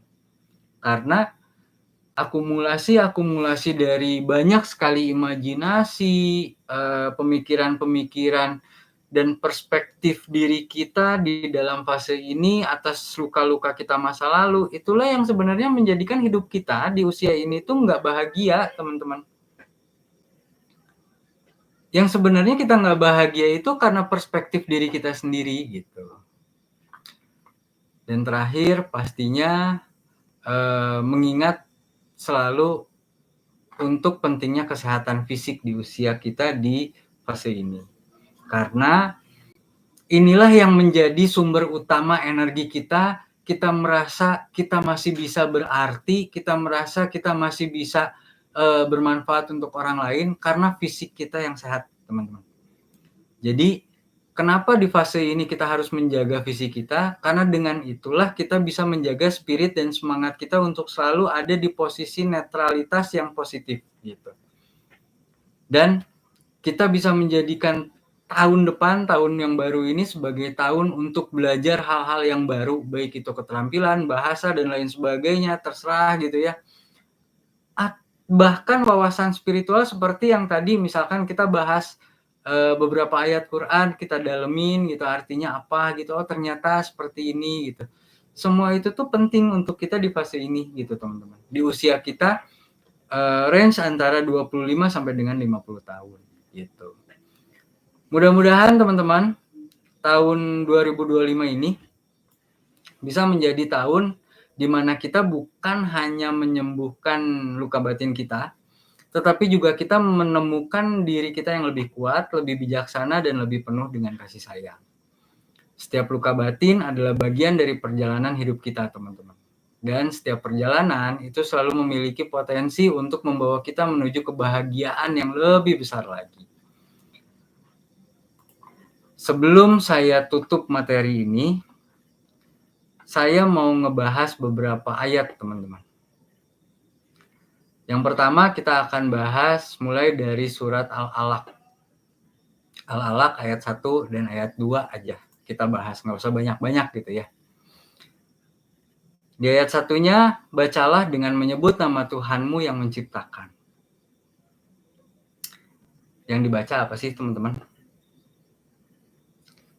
Bacalah dengan menyebut Tuhanmu yang menciptakan. Berarti kita ini harus ikro itu segala sesuatunya itu menurut Tuhan atau menurut Allah yang menciptakan kita. Bukan menurut perspektif kita sebagai manusia gitu teman-teman. Itu Al-Alaq ayat 1. Di ayat 2-nya, Dia menciptakan manusia dari segumpal darah. Nah, Al-Alaq ini di beberapa perspektif psikologis dan kesadaran diri, dan ini juga dibahas sama beberapa life coach teman-teman, bahwa Al-Alaq ini secara perspektif bahasa menurut bahasa Arabnya, kholakol itu adalah sesuai dengan keinginannya atau kehendaknya. Tapi dimasukin ke bahasa Indonesia itu jadi artinya jadi menjadi segumpal darah gitu. Jadi Tuhan itu atau Allah itu menciptakan kita sesuai dengan kehendaknya gitu, teman-teman. Artinya di dalam hidup kita nih, segala sesuatu yang terjadi sama diri kita yang Tuhan ciptakan itu tuh sesuai sama kehendaknya gitu, teman-teman. Maka dengan menyadari itu, kita paham bahwa semua hal di dalam hidup kita ini bukan kita yang mempunyai peran untuk menentukan segala sesuatu gitu loh teman-teman. Bukan kita yang harus menyelesaikan semua masalah di dalam hidup ini.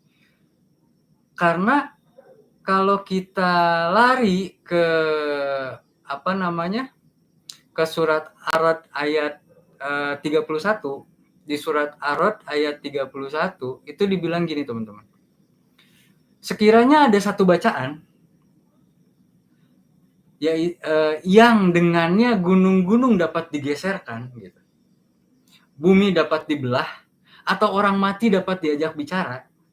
Artinya teman-teman kalau Allah bilang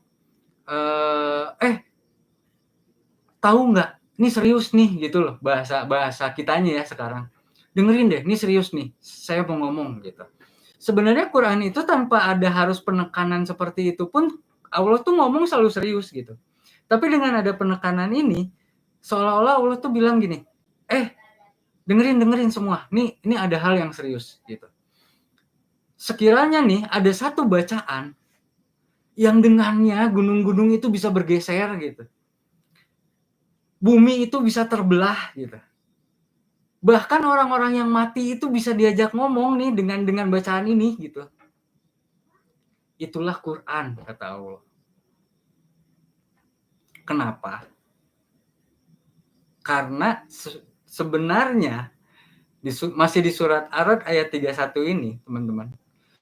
Sebenarnya segala urusan itu milik Allah, jelas ya.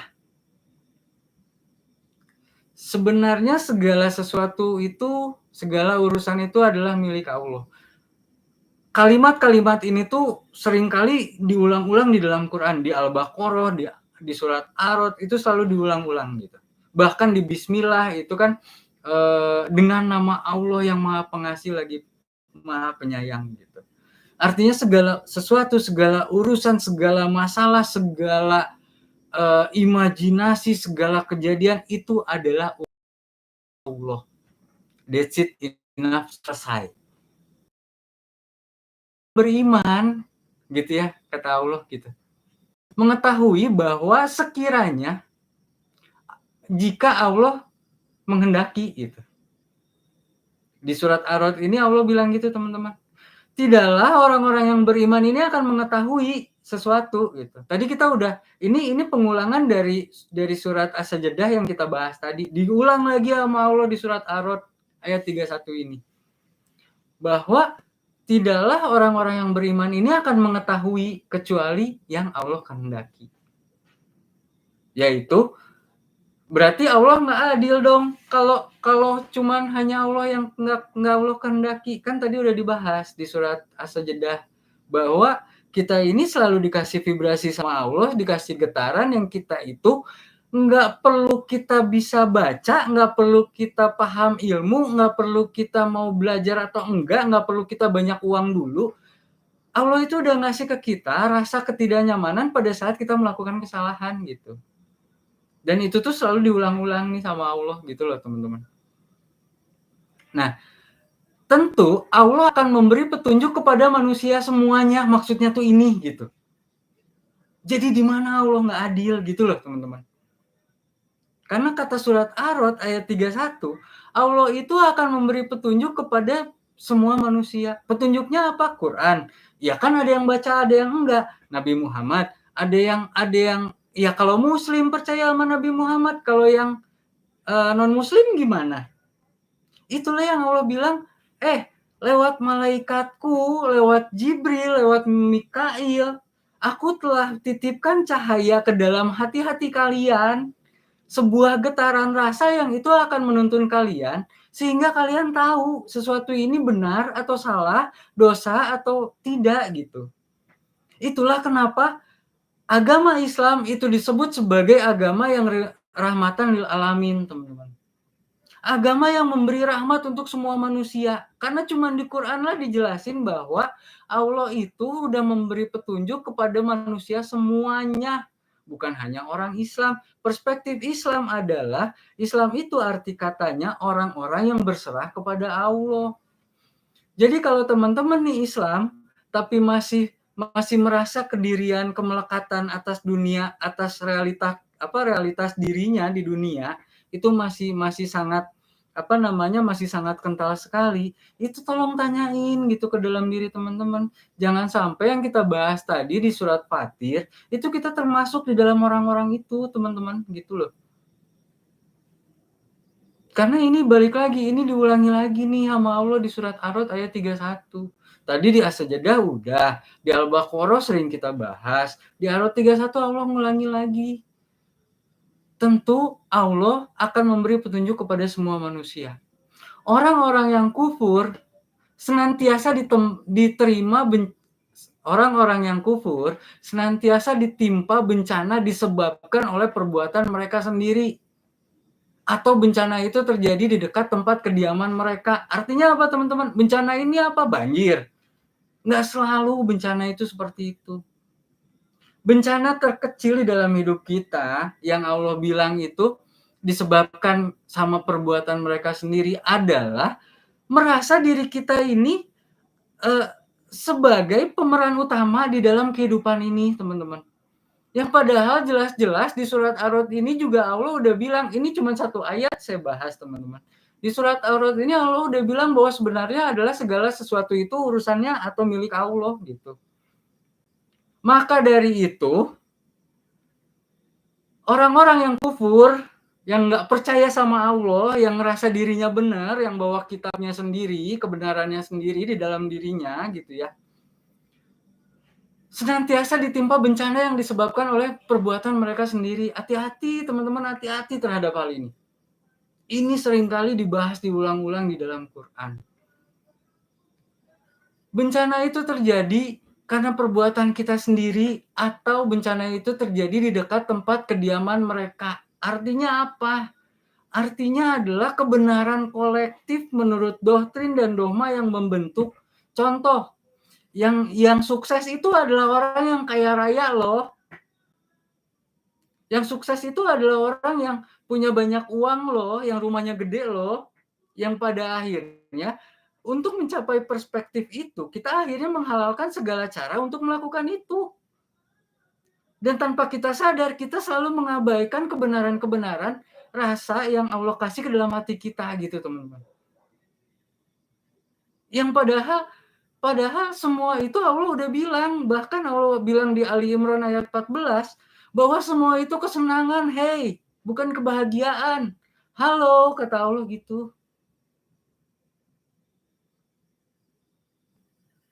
Sampai datang janji Allah. Sesungguhnya Allah tidak menyalahi janjinya. Itu penutup dari surat Ar-Ra'd ayat 31, teman-teman. Allah tuh nggak pernah mengingkari janjinya, dan salah satu-satunya yang Allah nggak sanggup lakukan itu adalah mengingkari janjinya. Maka teman-teman, dari surat-surat yang sudah kita bahas malam ini, saya nitip teman-teman. Karena di dalam Quran juga, saya nih harus ngasih tahu teman-teman semua pada saat saya paham ini, dan pada saat teman-teman paham ini juga, teman-teman harus ngasih tahu ke yang lain gitu. Maka nggak penting sayanya siapa, teman-teman. Ini tuh kata Allahnya begini, dan Allah nyuruh ini gitu. Nggak penting, bukan soal si Mirza siapa, bukan soal saya coachnya teman-teman, mentornya, nggak ada kayak begitu. Ini soal apa yang Quran suruh, Allah suruh buat kita di dalam hidup gitu. Makanya kenapa manusia itu selalu harus berdakwah gitu, teman-teman. Bukan harus jadi ustadz, bukan harus jadi ulama, bukan harus jadi segala sesuatu yang sifatnya agamis gitu. Karena netralitas itu nggak pernah kita temuin di dalam sebuah kesempurnaan identitas, teman-teman. Gitu. Nah, oke, kita lanjut ya, teman-teman ya. Sedikit lagi. Saya mau bahas sedikit lagi sebelum kita masuk penutup. Kita bahas surat Al-Isra ayat 14. Al-Isra ayat 14 dan 15 mungkin ya. Di Al-Isra ayat 14, Allah tuh bilang gini. Tadi yang udah kita bahas, sorry. Di Al-Isra ayat 14, saya ulangi, tadi udah kita bahas. Bacalah kitabmu. Cukupkanlah dirimu pada hari ini sebagai penghitung amal atas dirimu sendiri. Itu yang Allah bilang terkait dengan tadi surat Ar-Ra'd ini. Jadi semuanya ini saling menyambung gitu, teman-teman. Di mana di surat Al-Isra ayat 15-nya, saya ulangi lagi, Allah bilang siapa yang mendapat petunjuk, sesungguhnya ia mendapat petunjuk itu hanya untuk dirinya.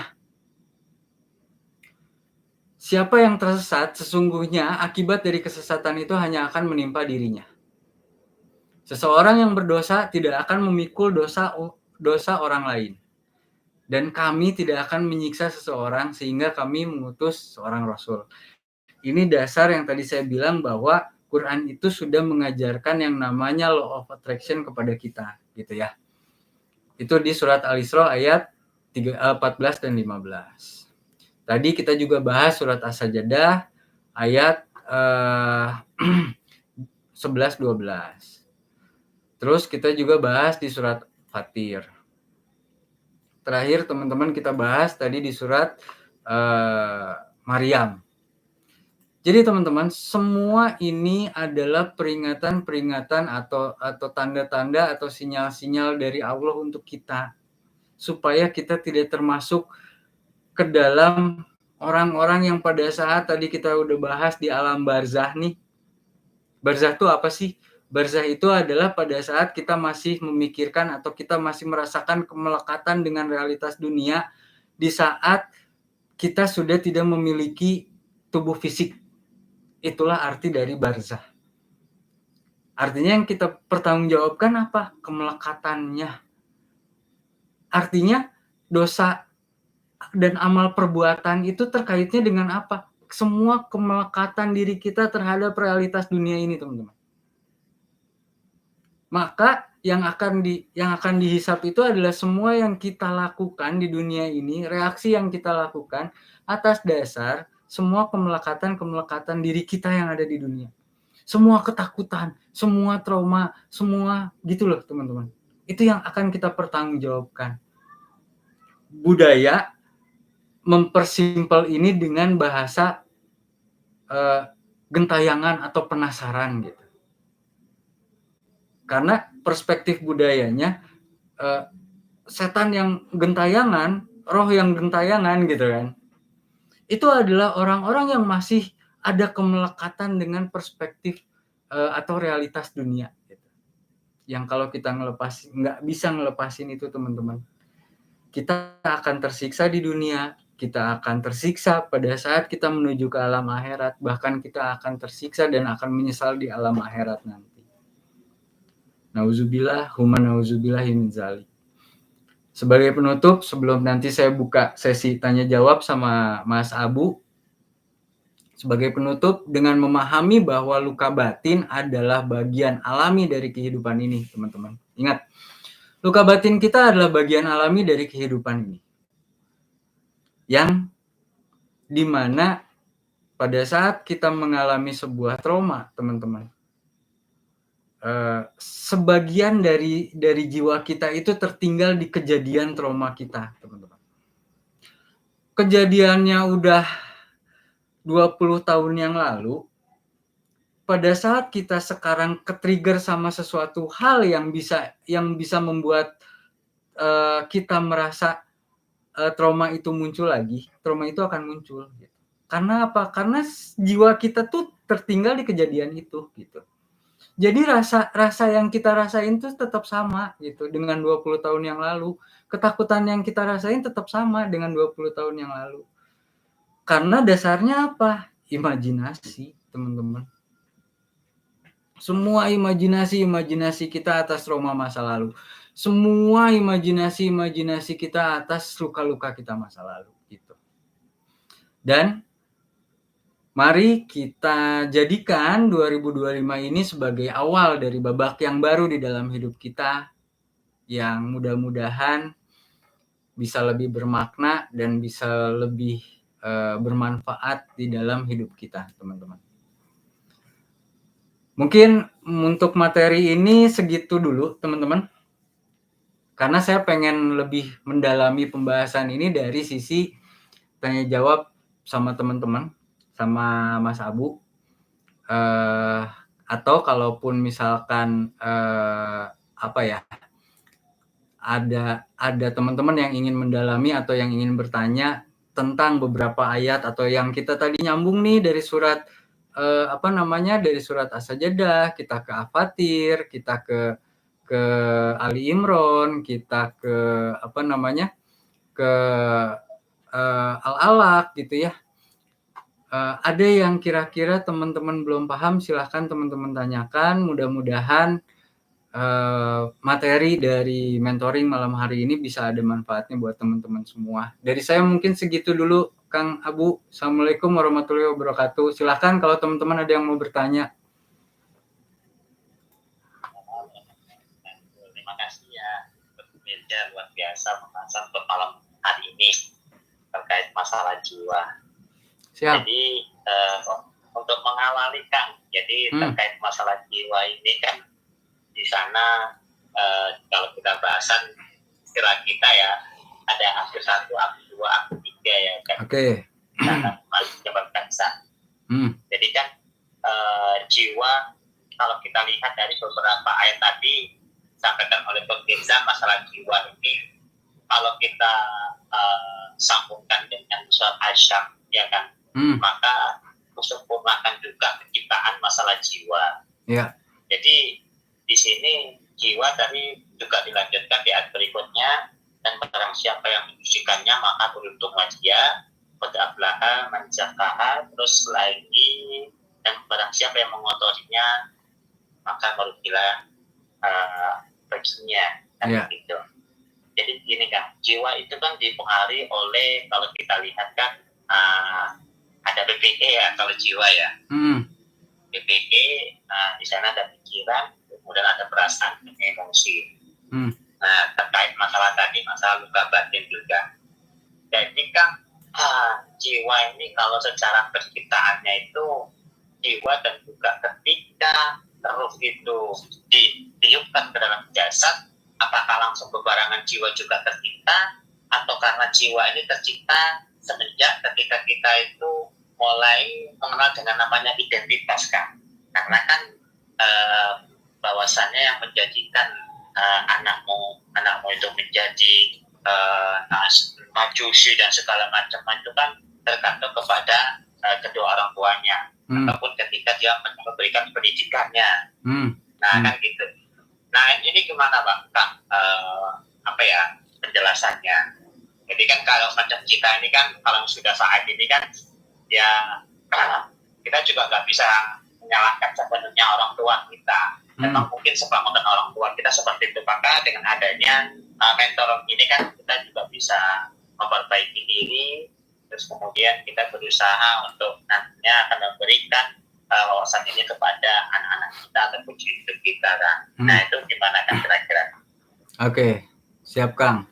Jadi pembahasan masalah jiwa ini teman-teman, ini apa namanya, tadi balik lagi bahwa tujuan utama dari atau misi jiwa kita yang sebenarnya itu adalah untuk membuat diri kita bahagia. Kita nih pada saat kita di alam ruh dan kita ditiupkan ke dalam sebuah jasad, di dalam janin gitu ya, jiwa kita ini sudah Allah ini sudah menyempurnakan penciptaan dari jiwa kita di dalam penyempurnaan kita, di dalam penciptaan kita gitu Kang. Yang mana gini teman-teman. Ini saya agak sedikit mengajak teman-teman semua untuk berefleksi. Kalau kita bicara jasad nih, disitulah ada yang namanya status yang bahkan bukan hanya dikasih oleh figur otoritas. Ada juga identitas-identitas yang bahkan itu dikasih sama Allah. Contoh, jenis kelamin.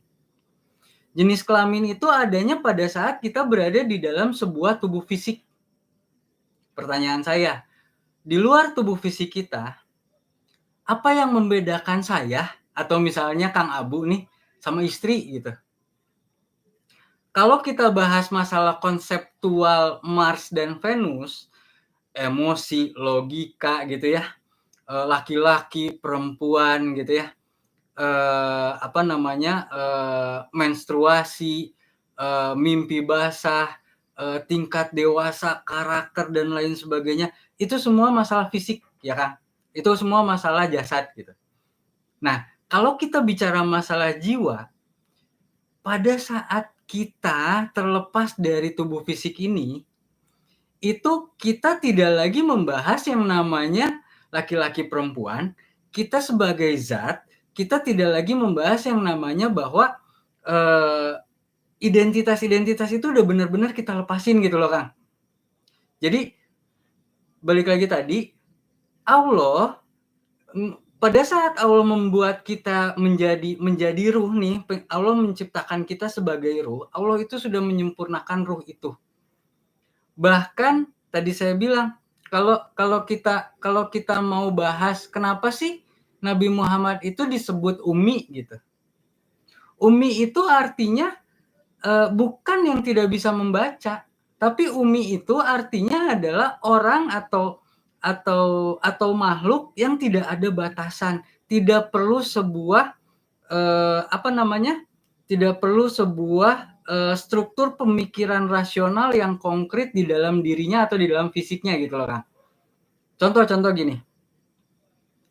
Kita yang tadi kita bahas nih sama-sama, mau itu perempuan, mau itu laki-laki, mau itu miskin, mau itu kaya gitu ya.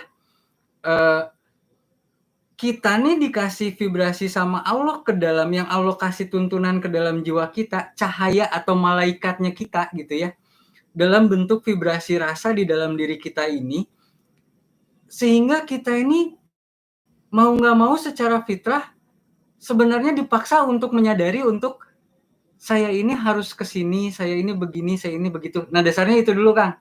Jadi Allah itu udah ngasih rezekinya, Allah ngasih tuntunannya, Allah ngasih jalannya gitu untuk kita hidup di dunia nih. Bahkan tadi saya bilang, teman-teman nggak perlu ngerti Quran. Yang penting jangan mereject semua rasa atau vibrasi yang udah Allah kasih di dalam hati teman-teman, itu udah cukup kok gitu.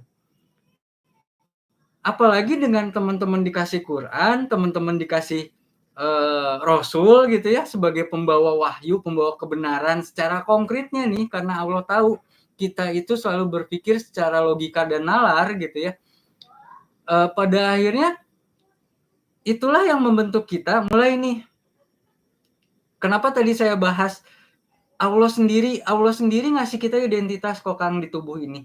Salah satunya misalkan gender gitu ya, laki-laki, perempuan. Maka kenapa pada saat kita di sesi pertama nih Kang, yang kita bahas penciptaan ruh, kan ada pertanyaan dari Kang Abu nih, masalah Adam dan Hawa gitu ya. Nah di sini yang saya tanya nih, terlalu eksplisit kalau kita bicara perspektif Adam dan Hawa itu dalam sebuah bentuk physical gender gitu. Adam tergoda karena hasutan dari Hawa, yang mana Hawa ini adalah bentuk sifat rasa, karena dua-duanya pada saat itu belum berbentuk fisik gitu. Kita nih sebagai Adam di sini, sekali lagi saya bilang teman-teman, kita di luar tubuh kita itu bukan dalam artian gender laki-laki perempuan. Makanya kenapa kalau Quran itu selalu membawa seolah-olah perspektifnya kok laki-laki gitu ya. Karena pendekatannya adalah sebagai khalifah gitu. Yang kita masuk ke laki-laki atau perempuan, ke gender ini, status yang dikasih sama Allah, identitas yang dikasih sama Allah, itu pada saat kita ada di tubuh fisik gitu kan. Nah, setelah kita masuklah ke tubuh fisik gitu, mulailah kita mendapatkan sebuah identitas-identitas di dalam diri atau di dalam kehidupan kita. Yang mana tadi identitas-identitas ini tujuannya untuk apa? Untuk mempermudah kita di dalam hidup kita. Contoh gini. Mungkin kalau yang teman-teman yang nonton YouTube streaming bisa ngelihat ya. Ini namanya gelas nih, gitu ya. Ini namanya gelas. Nah, si gelas ini nih, teman-teman, si gelas ini itu dia nggak pernah ngasih nama dirinya sendiri bahwa saya adalah gelas. Sepakat ya? Kita di dalam hidup kita, di dalam semua hal yang terjadi di dunia ini, itu kita tuh nggak pernah ngasih identitas diri kita secara mandiri gitu loh, teman-teman. Karena kita tahu bahwa identitas itu terbentuk oleh lingkungan.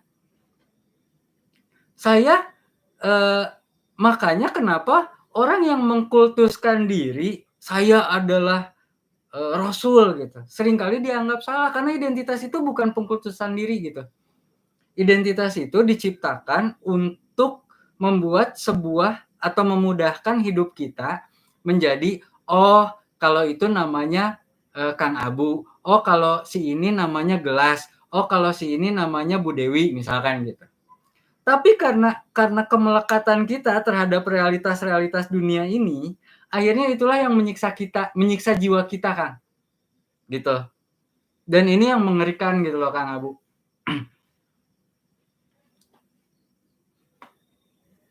Lanjut.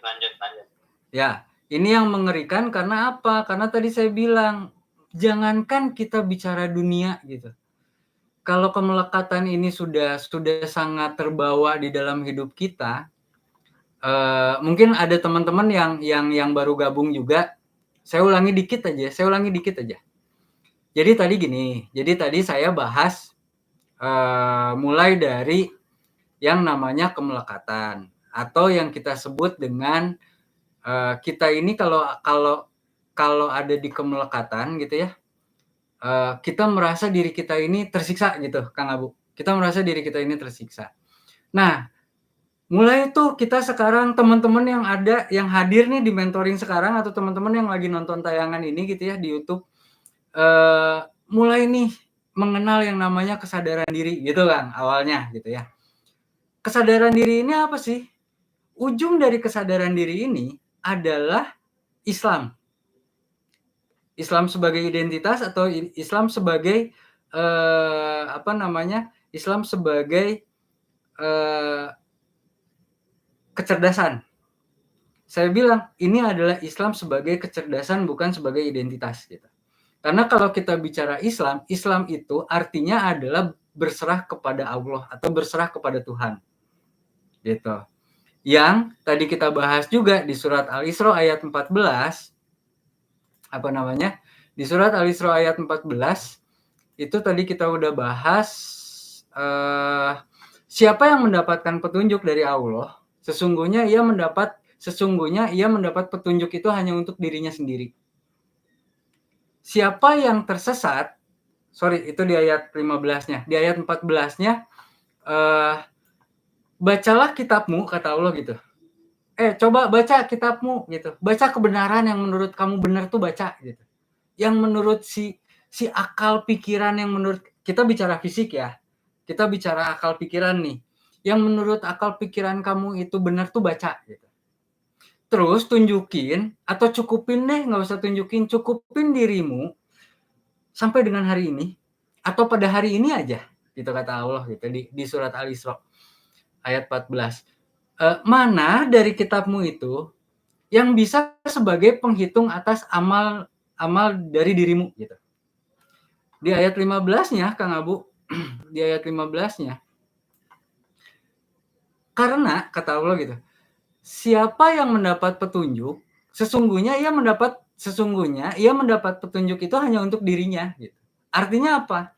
Artinya Allah itu ngasih petunjuk itu bukan secara tafsir Quran harfiah secara logika yang kita baca nih, kalau tulisannya satu orang bilang ini tulisannya siapa, terus semua orang sepakat oh iya ini artinya siapa, bukan gitu. Maka dari itu kenapa kalau Quran kita masukin ke dalam sebuah logika kita itu akan hancur berantakan, teman-teman gitu.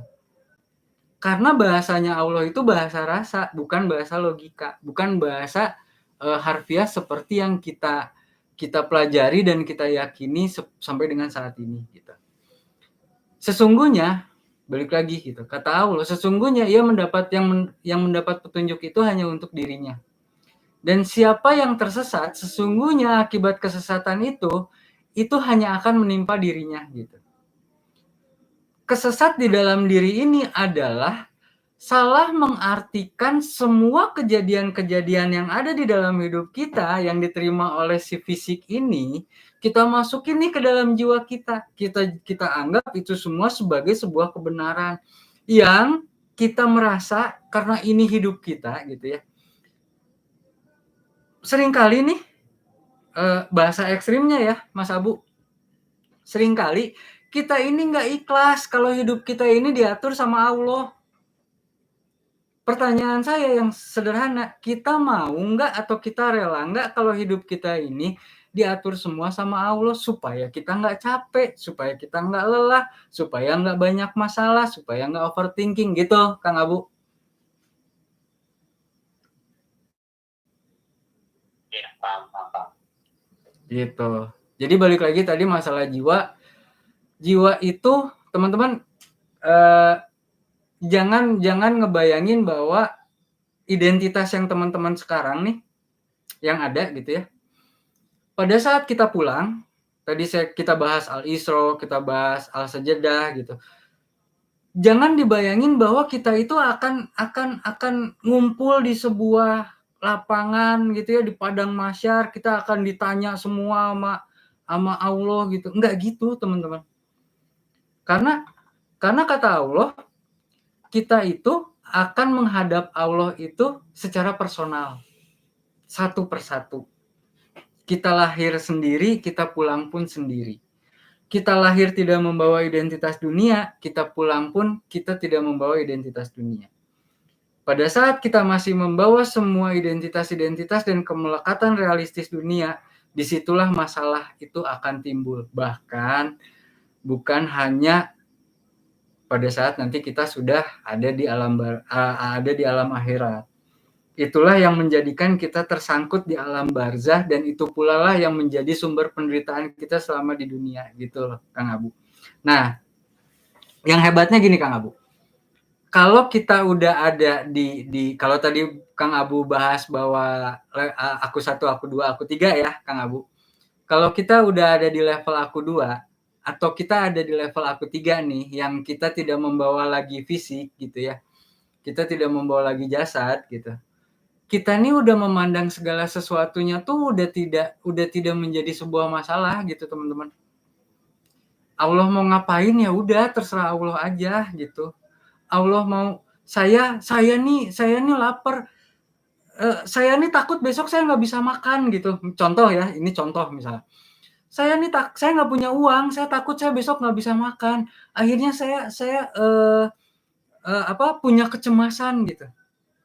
Kalau kita udah sadar bahwa yang butuh makan itu adalah kita secara fisik, bukan kita secara jiwa, bukan kita secara soul, kita nih udah nggak akan kebebanin sama masalah lapar itu gitu. Maka kenapa orang yang kita nih akhirnya jadi happy hidupnya, jadi bahagia gitu teman-teman.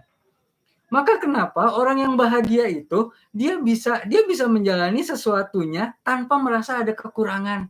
Dan itulah arti dari kebahagiaan pada saat kita udah bisa memilah fisik atau aku satu, ego, emosional atau aku dua, mentality atau aku dua, dan jiwa atau aku tiga gitu. Gitu Kang Abu. Teman-teman bahas ini pusing nggak? Jangan-jangan ada yang pusing. Bahas aku satu, aku dua, aku tiga. Ya memang itu perlu juga Kang, untuk aku satu, aku dua, aku tiga. Biar nanti setiap pembahasan tuh kayaknya itu selalu sambung, selalu terbawa itu aku satu, aku dua, aku tiga, selalu tersambung ya kan. Jadi intinya kembali ke netralitas ya Kang ya. Jadi kan takwa kopi wala tamutuna illa wa antum muslimun ya kan. Kang Abu boleh saya potong dikit nggak? Dikit aja. Karena Kang Abu tadi bawa netralitas. Teman-teman gini, kita nih bisa connect sama Allah, kita bisa nyambung sama vibrasinya Allah pada saat kita ada di satu titik yang kita netral, atau yang itu yang disebut netralitas tadi, yang disebut sama Kang Abu gitu ya. Nah, kunci dari netralitas adalah kalau bahasa kita ini sekarang proper atau layak atau nyaman atau bahagia atau happiness. Kebanyakan teman-teman, kenapa saya tadi tergelitik gitu, karena mumpung dibahas sama Kang Abu, kebanyakan kita menganggap proper itu, yang disebut layak itu, kalau kita makan 3 hari sekali, kalau kita makan gitu loh. Kebanyakan kita menganggap sebuah netralitas itu adalah kelayakan dari sisi materialistik. Yang sebetulnya proper atau netralitas itu adalah kita udah tidak menganggap semua hal ini seperti halnya kita melihat fisik kita atau jasad kita secara emosional gitu. Kita udah melihat segala sesuatunya itu menjadi sebuah hal yang netral aja. Toh semuanya adalah ketetapannya Allah, semua masalah akan kembali ke Allah gitu loh teman-teman gitu. Gitu Kang Abu. Tadi saya nambahin aja. Lanjut Kang Abu. Iya, jadi kan tadi kembali ke netralitas, kita bisa merasakan vibrasinya Allah ya kan gitu. Jadi tadi saya kutip juga dari bahasanya Bang Meda bahwasanya kita kalau kayak gitu kan tidak perlu yang namanya tidak perlu yang namanya pujian, kemudian kita juga nggak terlalu penting-penting amat sih kita nih dibutuhkan orang kan nggak gitu juga ya. Jadi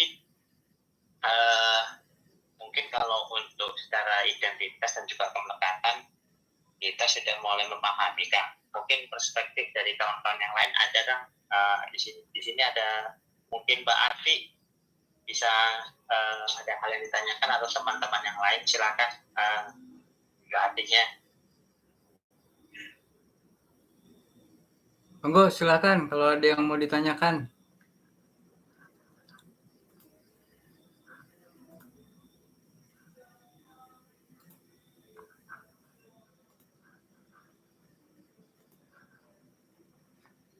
Atau teman-teman yang ada di live streaming mungkin bisa online chat kalau ada yang mau ditanyakan atau ada yang kurang jelas atau yang nggak jelas. Teman-teman, saya sekalian ingetin juga buat teman-teman yang di live streaming, kita nih ada mentoring kelas kayak gini, itu tiap hari Senin jam 8 malam.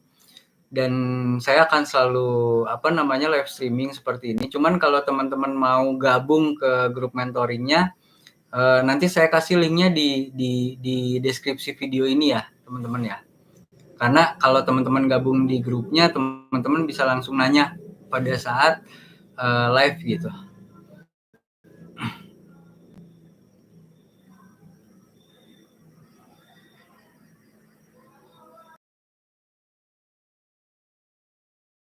Atau jangan-jangan pada ketakutan kita jadi bagian dari orang-orang yang terjebak gitu. Tapi nggak apa-apa, maksud saya gini loh. Kenapa? kenapa saya bahas ini, kita bahas dari dasar Quran dan kita lari dari ayat satu ke ayat lainnya supaya jadi dasar yang kuat bahwa tujuannya kan kita jangan sampai kita menjadi bagian-bagian dari orang-orang yang tersesat itu gitu teman-teman. Itu saya nggak mau kita semua harus saling ngingetin, kita semua harus saling nguatin untuk kita selalu ada di relnya Allah gitu. Gitu Kang Abu, teman-teman. Ya, silakan teman-teman yang lain, Mbak Adi, ada yang mau tanyakan terkait tema yang disampaikan oleh Kang Pinja pada malam hari ini. Silakan Mbak Adi-nya atau teman-teman yang lain.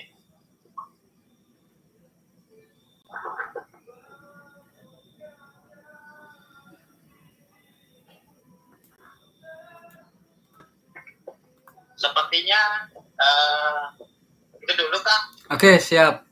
Teman-teman juga belum ada yang mau menanyakan seperti tema hari ini. Mungkin untuk minggu depan bisa kita sambung lagi dengan lanjutan daripada tema malam hari ini kan. Siap. Kalau gitu saya tutup dulu ya Kang Abu ya, teman-teman semua ya yang ada di live streaming juga. Yang nggak sempat ngikutin live ini nanti bisa lihat rekamannya atau typingnya. Terima kasih buat teman-teman semua yang udah ngikutin video ini dari awal sampai akhir. Alhamdulillah. Sekian dulu mungkin yang bisa saya sampaikan malam ini untuk teman-teman semua. Mudah-mudahan apa yang kita bahas tiap minggunya ini bisa ada manfaatnya buat teman-teman semua. Sekian dulu dari saya. Saya bukan siapa-siapa, saya bukan apa-apa, dan saya nggak bisa apa-apa. Jadi nggak penting sayanya, yang penting apa yang kita bahas ini menjadi sebuah ilmu atau kebermanfaatan yang baru untuk kita semua, teman-teman. Terima kasih teman-teman semua. Assalamualaikum warahmatullahi wabarakatuh.